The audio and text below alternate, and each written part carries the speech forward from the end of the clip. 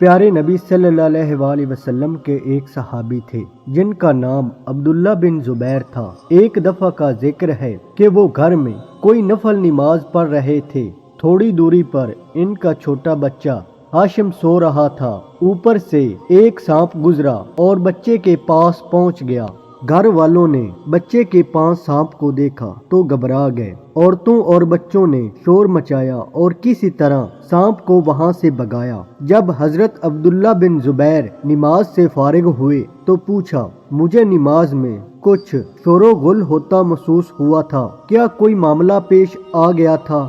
بیوی نے کہا، یہ لو، بچے کی تو ابھی جان گئی تھی اور آپ کو کچھ خبر ہی نہیں۔ سانپ کے شور سے پورا گھر گونج اٹھا اور آپ کو یہی نہیں معلوم کہ کیا معاملہ پیش آیا۔ حضرت عبداللہ بن زبیر نے کہا، میں نماز پڑھ رہا تھا، اگر میں نماز کی حالت میں اپنی توجہ دوسری طرف کر دیتا تو میری نماز کہاں رہ جاتی۔ پیارے دوستو، جب بھی نماز پڑھو تو پورے دھیان سے پڑھو، نماز میں ادھر ادھر نہ دیکھو۔ پوری توجہ اور دھیان سے نماز پڑھنے سے اللہ تعالیٰ خوش ہوتا ہے اور اپنے پسندیدہ بندوں میں شمار